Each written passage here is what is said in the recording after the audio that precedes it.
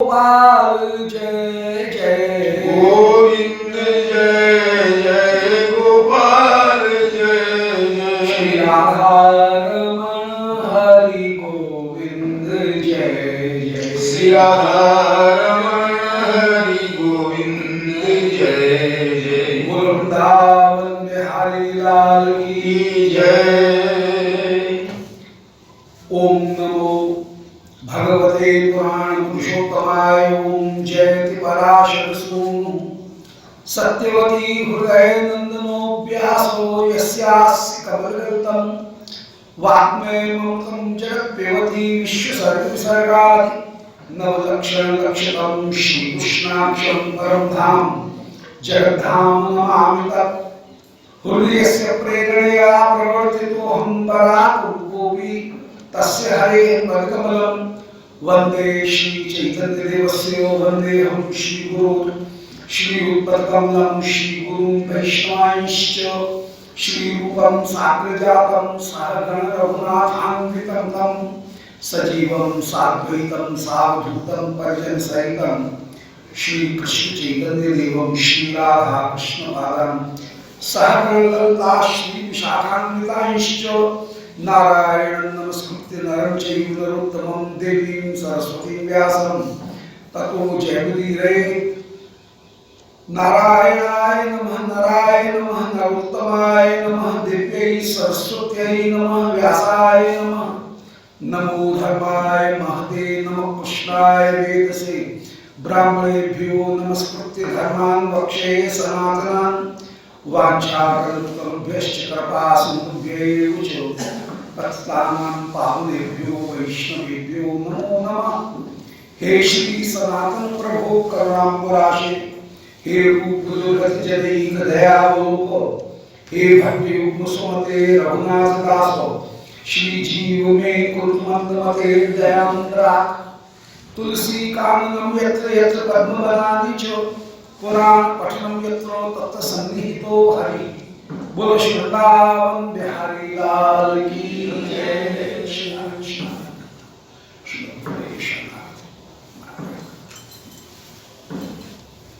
परम मंगल श्री चैतन्य चरितामृत श्री कविराज गोस्वामी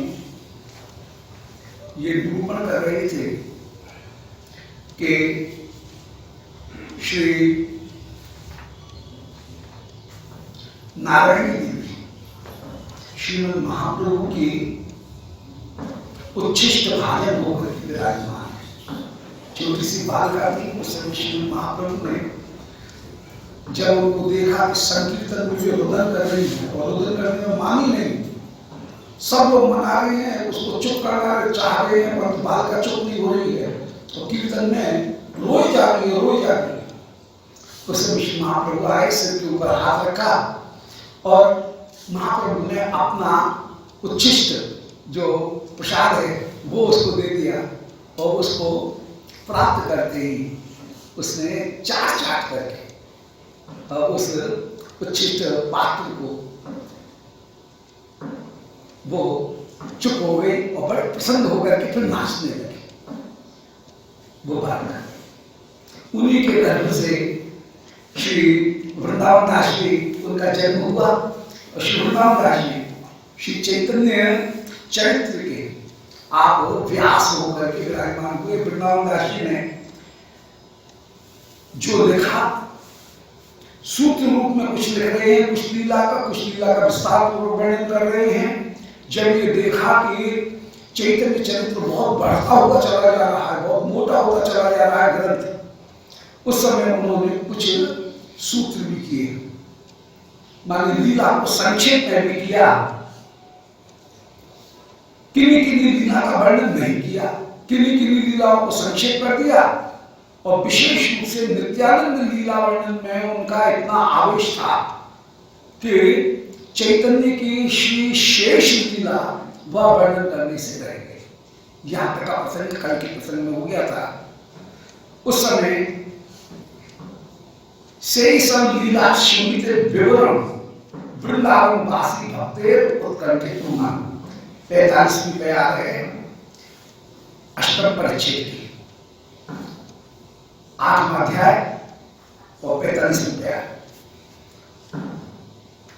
उस समय सारे भक्तगणों ने श्री महाप्रभु की जिन लीलाओं का श्री वृंदावन दास ने वर्णन नहीं किया, उनको सुनने के लिए सबके लिए उत्कंठा थी। और उन्होंने मुझसे कहा कि तुम इस लीला का वर्णन करो। मैं टालता रहा, मैंने हिम्मत नहीं हो रही थी कि उस लीला का वर्णन करें। उन्हें लिख दिया है, उसके आगे क्या लिखें। एक दिन की बात है कि वृंदावन कल्पद्रुमे स्वर्ण सदन महायोग पीठ रत्न सिंहासन ताते बसे आचे सदा ब्रजेंद्र नंदन श्री गोविंद देव नाम साक्षात मदन। कि श्रीमद वृंदावन कल्पद्रुम के नीचे स्वर्ण मंदिर है, परम सुंदर महायोगपीठ। उस महायोगपीठ में रत्न सिंहासन विराजमान है और उस रत्न सिंहासन के ऊपर दिव्य वृंदावन कल्पद्रुमाधर श्रीमद रत्नागार रत्न सिंहासन रत्नागार में रत्न सिंहासन के ऊपर श्री गोविंद देव जी विराजमान है। तब तक वृंदावन का मंदिर बन गया था गोविंद देव जी का। श्री उस गोविंद मंदिर में ताते बसे आचे, वहां पर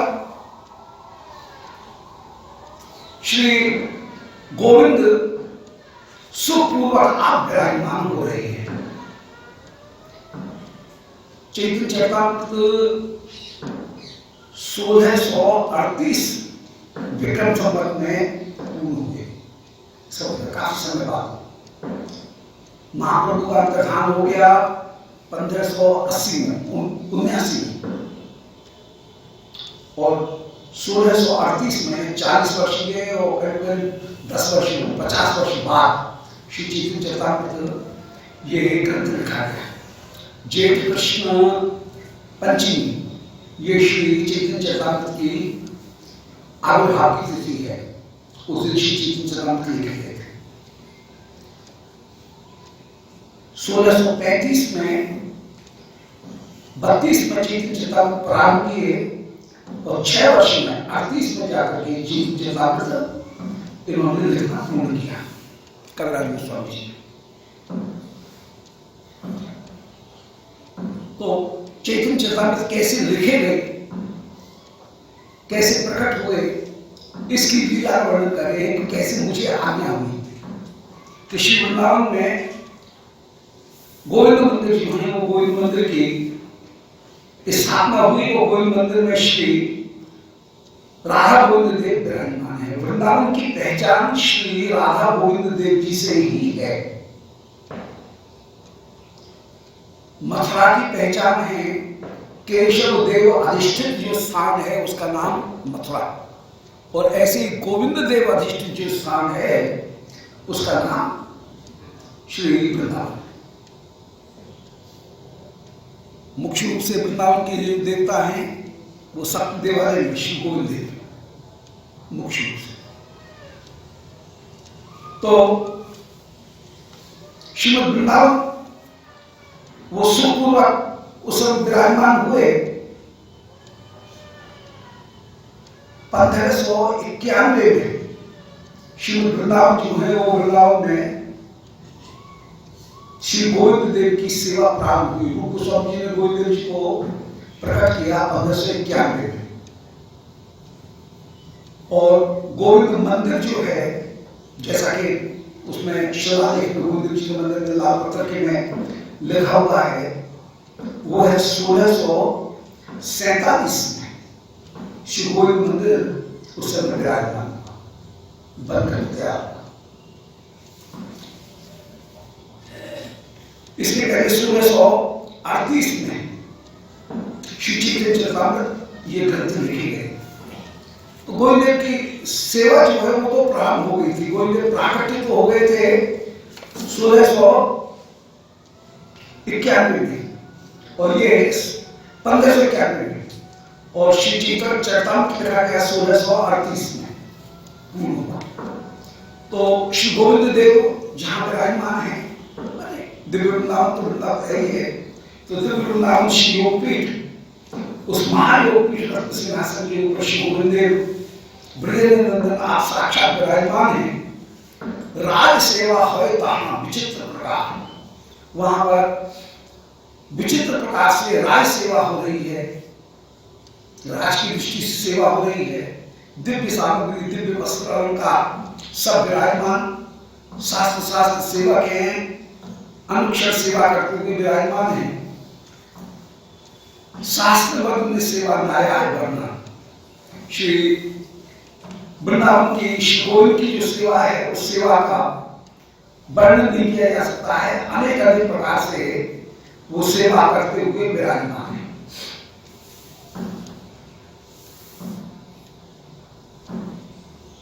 बहुत दिन तक श्री गुरुदेव जी कहीं विराजे, फिर बाद में ये मंदिर जो है, ये गोविंद जी का मंदिर, उस समय रचना हुई, वही विराजमान है। सेवा अध्यक्ष श्री पंडित हरिदास गोस्वामी, श्री हरिदास जी, हरिदास पंडित, वे श्री रूप गोस्वामी जी के शिष्य हैं ये, और ये सेवा के अध्यक्ष थे। गोविंद जी की सेवा रूप गोस्वामी जी ने उनको सौंपी थी और वे सेवा कर रहे थे। तार यश गुण सर्व जगते प्रकाश, श्री हरिदास पंडित, उनका यश सर्वत्र सर्वत्र प्रकाशित है। गदाधर पंडिताक्षस तस्य पृष्ठभूमो अनंताचार्य शिष्यो गोस्वामी हरिदास का। श्री अनंताचार्य जी हुए, अनंताचार्य के शिष्य हुए श्री हरिदास, ये गोविंद देव जी की सेवा के अधिकारी हुए। परम सुशील, परम सहिष्णु, शांत, वेदांत गंभीर, वेदांत मन उदार, मधुर वचन बोलने वाले, मधुर चेष्टा और अत्यंत धीर, माने सेवा करते हुए भी संसार में कहीं बिल्कुल आसक्ति नहीं है। ये सारे गुण श्री पंडित हरिदास जी में विराजमान थे। हरिदास पंडित में सभा सम्मान करता, गोविंद जी मंदिर में जो भी आए सेवा सबका सम्मान करने वाले, करे साहाहित, और जिसकी जो सेवा बन सकती है वो सेवा भी करें। उनके भजन में सर्वदा अनुकूल होकर के रहे, कोई न कोई भजन करने में उनकी सेवा में सहायता करें। सभी का आपको प्रणाम करें। कृष्ण जिसकी जिह्वा के ऊपर है उसको मन के द्वारा अगर दीक्षा यदि है तो उसको प्रणाम, और यदि वो भजन तत्व को जान करके सेवा कर रहा है तो सेवा करने वाले उसकी सेवा में सहायक है। ये जो प्रवृत्ति है वो सेवा की प्रवृत्ति उनकी है, जो किसी दूसरे की निंदा न करे और भजन के तत्व को जानता हो, ऐसे जन का सत्संग। भजन तत्व को जानने वाला जो है उसके साथ में सत्संग, हर एक के साथ में सत्संग करने पर तो फिर बात कहीं गड़बड़ भी हो जाए, माने अपसिद्धांत भी कभी सुनने में आ जाए, पर जो आश्रित होकर के विराजमान हैं उनके द्वारा अपसिद्धांत सुनने को नहीं मिलेगा। इसलिए सभा सम्मान करता, करें सभा हित, सबका हित करने वाले हैं श्री पंडित हरिदास जी। कौटिल्य मात्सर्य हिंसा न जाने ताकचित, किसी के प्रति कुटिलता नहीं है, किसी के प्रति मात्सर्य का भाव नहीं है, किसी की हिंसा नहीं करते हैं। मात्सर्य माने किसी से चिड़ नहीं है कि ये क्यों बढ़ रहा है, हम तो भी बढ़ रहे हैं, और हिंसा का भाव किसी के प्रति उनमें नहीं है। सबका सम्मान करने वाले हैं। कृष्ण ये साधारण सद्गुण 50 से ही सर्वगुणता शरीर निवास। श्री कृष्ण के जो सद्गुण निरूपण किए गए 50 सद्गुण, कृष्ण के सारे गुणों का वर्णन श्री भक्त रसामृत सिंधु में कहा गया है। तो उनमें कृष्ण के साधारण सद्गुण माने विनय, वीरता, उदारता, भाग्यता, काव्य करने की कुशलता, वाणी की कुशलता, स्वर की मधुरता, सबको आनंद देना, सबकी सेवा करना, विनयशीलता, लज्जाशीलता, ये सारे जो गुण हैं, जो एक साधारण गुण है, सद्गुण, साधारण सद्गुण। विशेष गुण कृष्ण के 4 हैं। लीला प्रेरणा प्रियाधिक्यम माधुर्यम वेणुरूपयो इत्य साधारण प्रोक्तम गोविंद से चतुष्टयम्। बाकी के अन्य जो गुण हैं वे गुण साधारण हैं, अन्य जीवों में तो बूंद बूंद मिलेंगे और कृष्ण में वे समुद्र के समान स्थित हैं। ये अंतर है और उनमें दुर्गुणों का कहीं स्पर्श नहीं है। ये कृष्ण के गुणों की विशेषता है।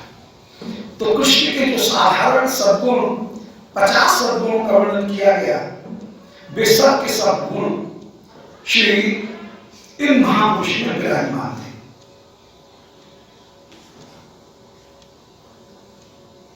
से सर्वगुण का शरीर निवास, इन सारे गुणों का भक्त के शरीर में निवास किया गया है। इसमें कोई आश्चर्य की बात नहीं है, क्योंकि यस्यास्ति भक्तिर् भगवते किंचन सर्वै गुणैः तत्र समाश्रिते सुराः हरौ अभक्तस्य कुतो भक्त्वा मनोरथोइना असति धावतो वै। कि यस्यास्ति भक्तिर् भगवती अकिंचन, जिसके हृदय में भगवान के प्रति भक्ति है। भक्ति कैसी होनी चाहिए? अकिंचना।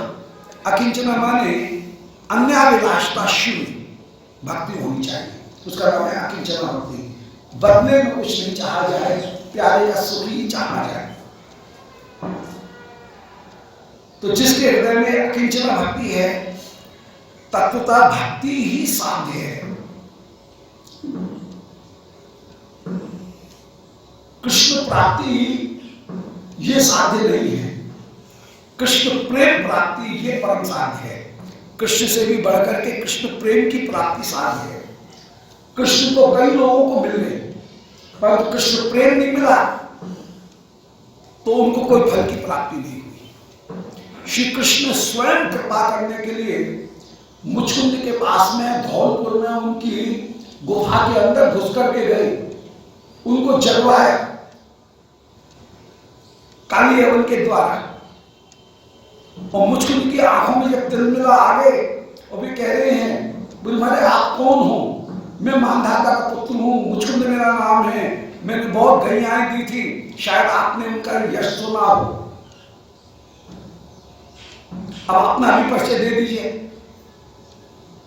कृष्ण ने जैसे ही कहा कि मैं वासुदेव होकर के उत्पन्न हुआ हूं, फिर पहचान गए, बोले मैं जान गए, जीव आपकी माया से मोहित है, आपके तत्व को नहीं जान रहा है, आप ही वास्तव में परम परम आराध्य हैं, मैं आपकी आराधना कर रहा हूं। भगवान बोले मुचकुंद, मेरी कृपा तुमको इस जन्म में नहीं मिलेगी। लोग भगवान जगा करके दर्शन दे रहे हैं और कह रहे हैं तुम्हारी मेरी कृपा तुमको नहीं मिलेगी। इससे क्या सिद्ध हुआ? सिद्ध ये हुआ कि कृष्ण प्राप्ति जीवन का उद्देश्य नहीं हो सकती है, कृष्ण प्रेम की प्राप्ति ही जीवन का उद्देश्य है। इससे प्रेम पुरुषार्थ है, कृष्ण पुरुषार्थ नहीं है। कृष्ण उपास्य श्रोमणी भले हैं, परंतु वे पुरुषार्थ नहीं है। पुरुषार्थ कृष्ण प्रेम, और कृष्ण प्रेम भी नित्य सिद्ध है। कृष्ण प्रेम को पैदा नहीं किया जाएगा, कृष्ण प्रेम तो नित्य सिद्ध है। उसका प्राकट्य होना यह हमारे लिए लक्ष्य है। तो साध्य पदार्थ जो है वो न तो कृष्ण है, न प्रेम को उत्पन्न करना है, प्रेम का प्राकट्य करना है। प्रेम की रचना करना नहीं है, हम कोई प्रेम की रचना तो नहीं करेंगे। प्रेम तो नित्य पदार्थ है, श्री किशोरी जो उसकी स्वरूप है, परंतु वो प्रेम किशोरी जी की स्वरूप की कृपा से, गुरुदेव के माध्यम से हमारे हृदय में कहीं बूंद रूप में, स्थायी भाव के रूप में स्थापित हुआ, और उस प्रेम के द्वारा हम अपने जीवन का कल्याण करेंगे। तो प्रेम साध्य नहीं है। कृत साध्या भवेत साध्य भावा सा साधना विधा। इंद्रियों के द्वारा चेष्टा करके जिसको प्राप्त किया जाए वो प्रेम ही साध्य है। वो प्रेम भी साध्य होने का तात्पर्य, साध्य के दो तात्पर्य हैं कि एक है प्रेम को उत्पन्न करना और एक है प्रेम का आविर्भाव करना। हम प्रेम को उत्पन्न भी नहीं करेंगे, प्रेम तो नित्य सिद्ध है, पहले से विराजमान है। हमारे हृदय में जो प्रेम आ गया है उसका आविर्भाव होना ये मुख्य वस्तु है। नित्य सिद्धस्य भावस्य प्राकट्यम हृदय साध्यता। साध्य किसे कहेंगे?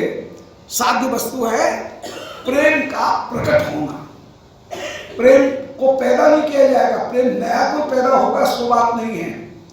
प्रेम ऐसा भी नहीं है कि वो मन की वृत्ति है, मन की वृत्ति भी नहीं है, वो कृष्ण की कृपा से हमारे हृदय में आ गया है।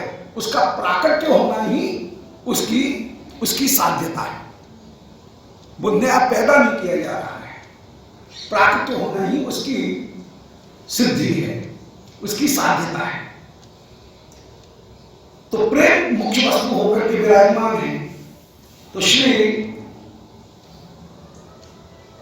हरदास पंडित श्री रूप गोस्वामी जी के शिष्य हैं और इनको श्री गोविंद देव जी की सेवा का अधिकार बाद में प्राप्त हुआ। पहले अनंताचार्य जी को, अनंताचार्य के बाद में गोस्वामी हरदास, इनको उस सेवा का प्राप्त हुआ। फिर उनकी परंपरा में फिर नित्यानंद गोस्वामी, शिवराम गोस्वामी आदि अनेक हुए। हम लोगों की परंपरा हुई, परंपरा बंदगी परंपरा है। तो यहाँ गुरु प्रणाली है, वहाँ गुरु प्रणाली में श्री हरदास और अंताचार्य जी ये प्रणालिका में कई विराजमान, उनका परम बंधन कर रहे हैं। श्री करदास गोस्वामी उनकी परंपरा है कि सेवा अध्यक्ष पंडित हरदास ताम यश गुण सर्व जगते प्रकाश। उनके यश गुण सर्वत्र जगत में प्रकाशित होकर के विराजमान है। सुशील सहिष्णु शांत बदान्य गंभीर परम मधुर चेष्टा अतिधि, जिनकी चेष्टाएं कृष्ण के सारे गुण में विद्यमान है। क्योंकि यस्यास्ति भक्ते भगवते किंचना, जिसके हृदय में अकिंचना माने कुछ भी न चाहने वाली भक्ति है, सर्वै गुण सत्य समासते स्वरा। अपने सारे गुणों के साथ में सारे देवता वहां पर विराजमान होते हैं। सर्वे गुण सत्य समासते स्वरा, सारे गुणों के साथ में गुणों के अधिष्ठाती जितने भी देवता हैं वो भी वहां पर विराजमान होते हैं। हरव अभक्तस्य, परंतु जो तत्वता यहाँ पर स्वरा शब्द की जो व्याख्या की गई है आचार्यों ने, वो स्वरा माने स्वर्ग के देवता नहीं है। स्वरा का तात्पर्य है श्री निकुंज की पूरा परिकर उनके हृदय में निवास करता है। जय जय। स्वरा का तात्पर्य सर्वे गुण सत्य समाज, स्वरा नहीं माने जो उपास्य श्री अष्ट सखीगण जितना भी परकर, उन परकर के साथ में श्री गोविंद उनके हृदय में निवास करते हैं। और जिन यूथेश्वरी के आनुगत्य को ग्रहण करके वे सेवा कर रहे हैं, प्रियालाल की सेवा करनी है और प्रियालाल की 8 जो सखीगण हैं वे यूथेश्वरी होकर के विराजमान, सखियों की यूथ की प्रधान होकर के विराजमान। उन अपने जो यूथेश्वरी हैं जिनके अनुगत्य को, जैसे श्री विशाखा जी, जैसे नंबार्क संप्रदाय में श्री रंग देवी जी, कहीं ललिता जी, जो अपने यूथ की जो यूथेश्वरी हैं उनके अनुगत जो भी श्री गुणमंजरी रत्नमंजरी जी जो विराजमान हैं, उनके आश्रय को ग्रहण करके जो विराजमान है वो सर्वै गुणै सत्य समासते स्वरा। स्वरा का तात्पर्य है नित्य परकर सहित श्री कृष्ण वहां विराजमान होते हैं। जय जय श्री राम। ये स्वरा शब्द का कहीं कोई अर्थ दूसरा नहीं ले लिया, दूसरा माने स्वर्ग के देवताओं को वो वस्तु प्राप्ति कहाँ होगी, वो उनके लिए परम दुर्लभ है। हरव अभक्तस्य, हरि में जिसकी भक्ति नहीं है उसको कुतो महत्गुणा, उसको भक्ति के महागुण कहां से प्राप्त हो सकते हैं? वे गुण अभक्ति जो है उन अभक्तों को तो कभी प्राप्त हो ही नहीं सकते हैं। मनोरथ ना असती धारते वही, वे असत मनोरथों में सदा बाहर घूमते रहते हैं। जो मनोरथ आज हैं कल नष्ट हो जाएंगे, ऐसे मनोरथों में वे सदा बाहर चक्कर लगाते रहते हैं। उनको वो हर भक्ति की प्राप्ति नहीं होती है। पर जहां पर भगवत भक्ति है वहां पर परकर सहित श्री युगल सरकार भक्त के हृदय में विराजमान होते हैं, प्रेम सूत्रोपलब्धा, प्रेम सूत्र में बंधे हुए, और उन परकर के जितनी भी सेवा और सुख, उन परकर का जो कुछ भी सुख है, उनके जो गुण हैं, वे गुण भी उस साधक में अपने आप आ जाते हैं। श्री पंडित गोसाई शिष्य अनंत आचार्य, अनंत आचार्य उन पंडित गोसाई के शिष्य होकर के विराजमान हैं। तो पंडित गोसाई शिष्य अनंत आचार्य, श्री अनंत आचार्य जी उनके शिष्य होकर के गदार पंडित के शिष्य हैं अनंत आचार्य जी। कृष्ण प्रेम मय तनु उदार महाआर, कृष्ण प्रेम में उनका शरीर है, ये भी उदार महाआर होकर के विराजमान है, सारे गुणों से युक्त होकर के विराजमान है। ताहा अनंत गुण के करू प्रकाश, उन श्री गुरुदेव के अनंत गुणों का कौन प्रकाशन करे? तत्वतः वे गुरु ही हैं जिनमें अनंत भारी गुण विराजमान है, उनका नाम है गुरु। और उन गुरु की कृपा मिलेगी तो ये शिष्य भी जो पत्ते की तरह से कभी इधर उड़ता है आंधी में, कभी उधर उड़ता है, वो भी टिका रहेगा, बधा रहेगा। इसलिए गुरु के चरणाश्रय की आवश्यकता अवश्य है। गुरु चरणाश्रय नहीं है, यदि गुरु आगत्य नहीं है तो फिर इधर उधर उड़ता रहेगा, एकांत भक्ति की प्राप्ति नहीं होगी। तो उनमें अनंत गुण विराजमान है, उनका कौन प्रकाशन करे? तार प्रिय शिष्य इहो पंडित हरिदास, उनके प्रिय शिष्य हैं, उनका नाम भी हरिदास पंडित है, वेद हरिदास। तो उनके जो शिष्य हैं वो शिष्य भी श्री हरिदास जी हैं। चैतन्य नित्यानंद तार परम विश्वास, इनका श्री चैतन्य और नित्यानंद इन दोनों में अपूर्व विश्वास है। ये तो कभी संभव ही नहीं है कि महाप्रभु में कोई प्रीति करे और श्री नित्यानंद प्रभु में प्रीति नहीं करे, वो तो अर्धकुटी न्याय हो जाएगा। इसलिए श्री चैतन्य नित्यानंद इन दोनों में उनका परम परम विश्वास। महाप्रभु की सेवा मूर्ति होकर के श्री नित्यानंद प्रभु विराजमान है, और महाप्रभु के सारे भाव जो महाप्रभु में विराजमान हैं उनको पूरी तरह से जानने वाले श्री नित्यानंद प्रभु ही हैं। नित्यानंद प्रभु प्रेम के कोषागार के कोषाध्यक्ष हैं, चाबी उनके पास में है। उनकी कृपा के बिना कोई प्रेम के एक छींटा को भी प्राप्त नहीं कर सकता है। कोषाध्यक्ष के अध्यक्ष चाबी उनके पास में ही एकमात्र विराजमान है।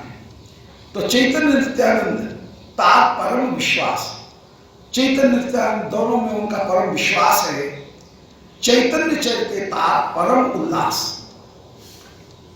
और श्री विशेष रूप से श्री हरिदास पंडित ने मुझसे कहा, वे चैतन्य चरित्र श्रवण करना चाह रहे थे विशेष रूप से, जिसका कवि श्री वर्णन नहीं किया था वृंदावन दास जी ने, उस चरित्र को वे श्रवण करना चाह रहे थे। वैष्णव गुणग्राही ना देखिए दोष, काय मनोवाक्य करे वैष्णव संतोष। इनकी एक विशेषता थी श्री हरिदास पंडित की कि वैष्णवों के केवल गुण को ग्रहण करते थे, कभी भी उनमें दोष को नहीं देखते थे। जैसे कि श्री रूप गोस्वामी जी ने उपदेशामृत में कहा कि गंगा का जल है, अब कभी गंगा के जल में बुलबुला भी आ जाए, कभी गंगा के जल में झाग भी आ जाए, कभी गंगा का जल उछल करके उसमें रज भी मिल जाए, मटमेला भी हो जाए, परंतु मटमेला होने पर, झाग आने पर, बुलबुला बनने पर भी क्या उस बुलबुले का, उस झाग का, उस मटमेले जल का क्या ब्रह्म जगत तो समाप्त हो जाएगा? गंगा तो ब्रह्मद्रवी रहेंगी, झाग भी ब्रह्मद्रवी है, जो बुलबुला है वो भी ब्रह्मद्रवी है, जो पंख है वो भी ब्रह्मद्रवी है। ऐसे ही वैष्णवों के गुण को केवल देखने वाले हैं, ना देखिए दोष। वैष्णवों के दोष का भी दर्शन नहीं करते हैं। काय मनोवाक्य करे वैष्णव संतोष, शरीर मन वाणी इनके द्वारा वैष्णवों को संतोष देते हुए ही वे सर्वदा सर्वदा विराजमान होते हैं। काय मन वाणी इनके द्वारा वैष्णवों को संतोष ही प्रदान करते हैं। ते हो बड़ कृपा करी आज्ञा करिना मोर। ओहो, श्री हरदास पंडित जी ने बड़ी कृपा मेरे ऊपर की और कृपा करके उन्होंने मुझे आज्ञा दी। श्रीमद् गुरुदेव की आज्ञा देना ये उनकी कृपा है। जिसको वे अपना समझते हैं उसको वे आज्ञा देते हैं। तो गुरुदेव की, बड़ों की कृपा पर आज्ञा प्राप्त करना ये कोई भार नहीं है, बल्कि यह कृपा है। जब कृपा करेंगे तो आज्ञा देंगे, अन्यथा आज्ञा नहीं देंगे। जहां अत्यंत कृपा होगी वहां पर एक चपत भी लगा देंगे, दंड भी दे देंगे। जिसको अपना समझेंगे उसके ऊपर दंड देंगे। ये कृपा का स्वरूप है। तो देव बड़ कृपा करी आज्ञा कैला मोर। उन्होंने मेरे ऊपर बड़ी भारी कृपा की और मुझे ये आज्ञा प्रदान की कि गौरांग के शेष लीला वर्ण्य बाधिता है। तो वो श्री गौरांग की जो शेष लीला है, अंत लीला, वो अंत लीला श्री वृंदावन दासी वर्णन नहीं कर सके। ग्रंथ के भय के, विस्तार के भय के कारण संकोच कर गए। फिर नित्यानंद प्रभु की लीला में आवेश हो गया, इसलिए उस लीला के धारा उनकी प्रभावित हो गई, बदल गई। इसलिए कुछ कुछ लीलाओं के सूत्र मात्र कहे, उनका अब तुम वर्णन करो। जिनके सूत्र हैं उनका, जिन लीलाओं का वर्णन नहीं किया, गंभीरा की उन लीलाओं का विशेष रूप से मैं श्रवण करना चाहता हूँ। वृंदावन के जितने भी भक्त थे उस समय, उन सबके हृदय में इच्छा कि आए थे तब तो प्राय बंगाल से आए हैं अधिकांश, शंकर गोस्वामी वगैरह भी सब वहीं से आए। इससे महाप्रभु की जो यौवन की लीला है, बाली लीला, यौवन की लीला, उसका तो वृंदावन दासी ने वर्णन भी कर दिया, उनका परिचय भी था। पर फिर वृंदावन